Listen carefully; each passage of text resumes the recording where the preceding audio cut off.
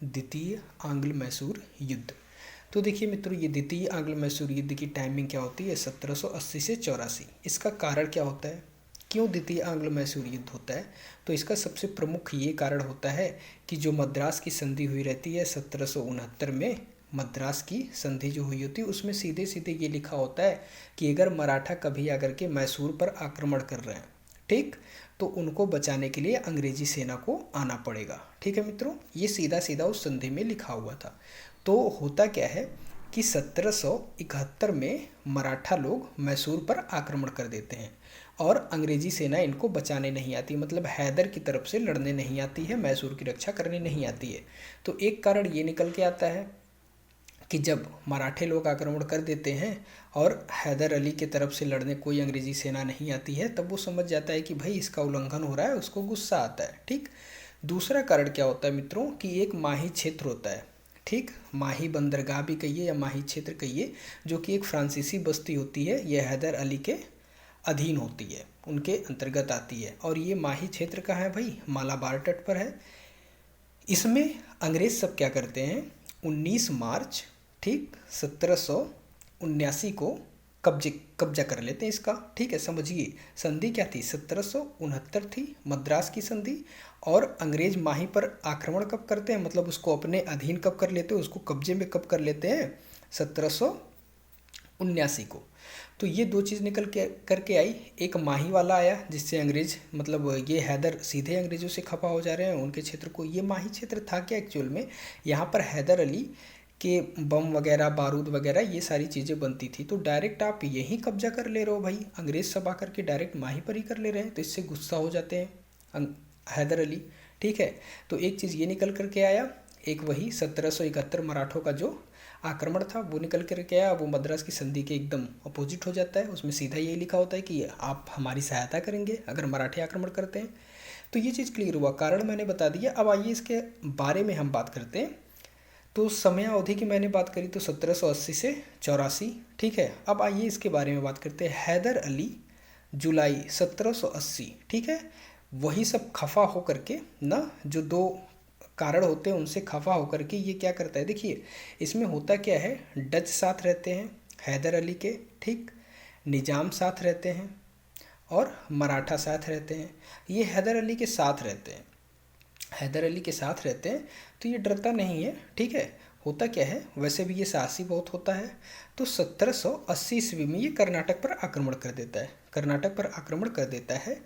तो यहाँ से क्या होता है, जो एक मतलब अंग्रेजी सेना होती है उसका नेतृत्व कौन करता है? कर्नल बेली करता है। ठीक है, कर्नल बेली उसका नेतृत्व करता है।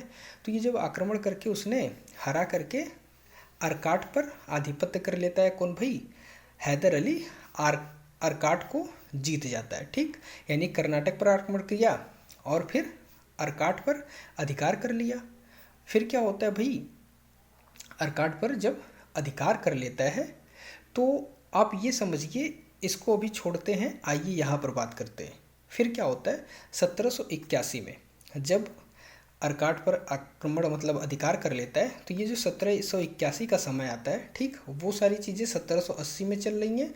अब हम 81 की बात करते हैं। जो 1781 आता है तो फिर युद्ध होता है हैदर अली और आयरकूट के बीच। ये आयरकूट कौन है भाई? जनरल आयरकूट है, जिसको वॉरेन हेस्टिंग ने भेजा हुआ है, वॉरेन हेस्टिंग ने भेजा हुआ है। ये अंग्रेजी सेना का नेतृत्व करता रहता है। इसको वॉरेन हेस्टिंग ने बोला हुआ है हैदर अली के विरुद्ध लड़ने के लिए। तो 3 युद्ध होते हैं मित्रों, कौन से? पोर्ट नोवा का युद्ध होता है, पोल्लीलुर का युद्ध होता है और सोलिंगुर का युद्ध होता है, जिसमें आयरकूट ने हैदर अली को हरा देता है। ये जो पोर्ट नोवा का युद्ध होता है मित्रों, इसी में क्या होता है, हैदर अली को गंभीर चोट लगती है और इसी के बाद उसकी मृत्यु हो जाती है। ठीक, हैदर अली की मृत्यु हो जाती है 7 दिसंबर 1782 को हैदर अली की मृत्यु हो जाती है। यही युद्ध होता है पोर्ट नोवा का।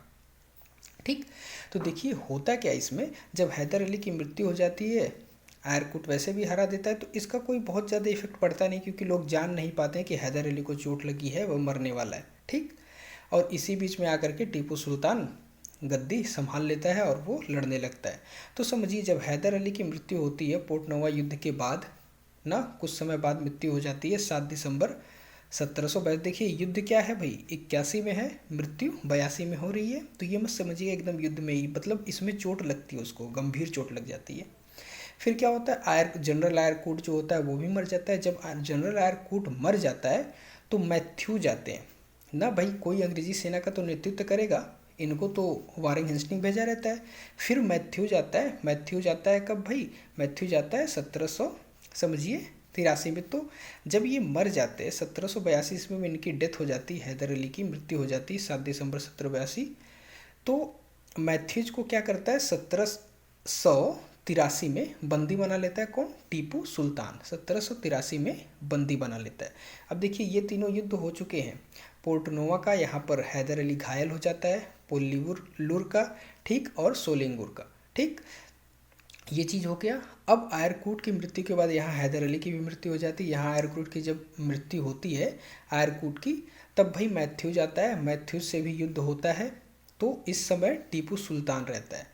तो टीपू सुल्तान मैथ्यूज को हराता है और 1783 ईस्वी में बंदी बना लेता है। युद्ध ही भैया 84 तक चला है, ठीक है, 1780 से 84 तक युद्ध ही चला है। 83 तक खींच तान करके ले जाता है टीपू सुल्तान। फिर कहता है भाई अब बहुत परेशानी हो रही है, मतलब बहुत ज़्यादा दिक्कत हो रही है, तो इसलिए वो संधि कर लेता है। अब संधि किसके किसके बीच होती है भैया, वारेन हेस्टिंग के बीच होती है, ठीक। होता क्या है, वारेन हेस्टिंग के बीच, अब एक्चुअल अगर संधि बोला जाए तो एक्चुअल जो संधि होती है भाई वो किसके बीच होती है, मैकार्टनी के बीच होती है, ठीक, मैकार्टनी के बीच होती है। क्योंकि जब ये संधि होती है, ठीक, कौन सी संधि होती है, मैंगलोर की संधि होती है ना, आगे हम बात करते। देखिए होता क्या है, जब ये संधि होती है मैंगलोर की वारेन हेस्टिंग के बीच, तो सीधे वारेन हेस्टिंग बोलता है कि ये जो कौन है भाई, ये मैकार्टनी जो है, ये संधि होने के बाद भी मैसूर को संभाल नहीं पाएगा, वो उसके हाथ से निकल ही जाएगा, बोल देता है पहले ही। तो समझिए कि मैंगलोर की संधि वारेन हेस्टिंग और टीपू के बीच हुई थी। हैदर की तो मृत्यु हो जाती है, ये 1784 में मैंगलोर की संधि हो रही किसके बीच, टीपू और वारेन हेस्टिंग के। लेकिन अगर वास्तविक संधि बोला जाए तो मैकार्टनी के बीच होती है, ठीक है मित्रों। आई होप इतनी चीज़ समझ में आई होंगी। अब देखिए ये क्या होता है, जो मैंगलोर की संधि होगी और ये द्वितीय आंग्ल मैसूर युद्ध का समापन हो जाता है। किसके, मैंगलोर की संधि से ही द्वितीय आंग्ल मैसूर युद्ध का समापन हो जाता है, ठीक है मित्रों। अब देखिए ये मैंगलोर की संधि में होता क्या है कि जितने जीते गए क्षेत्र होते हैं वो उसको लौटा देगा और हमारी मित्रता बनी रहेगी। तो आई होप इतनी चीज़ें आपके समझ में आई होंगी, ठीक है मित्रों। और ये युद्ध जो होता है ये ड्रा हो जाता है, बताया ना आपको, युद्ध जो होता है ड्रा हो जाता है। क्योंकि ये क्या कहते हैं, 83 तक टीपू तो लेकर के जाता ही है, वही मैथ्यूज को बंदी बनाने के बाद, फिर उसके बाद कहता है अब भाई नहीं हो पाएगा, चलो संधि कर लेते हैं, बात खत्म करते हैं, बहुत ज़्यादा क्षति हो रहा है, ठीक। आई होप इतनी चीज़ें समझ में आई होंगी।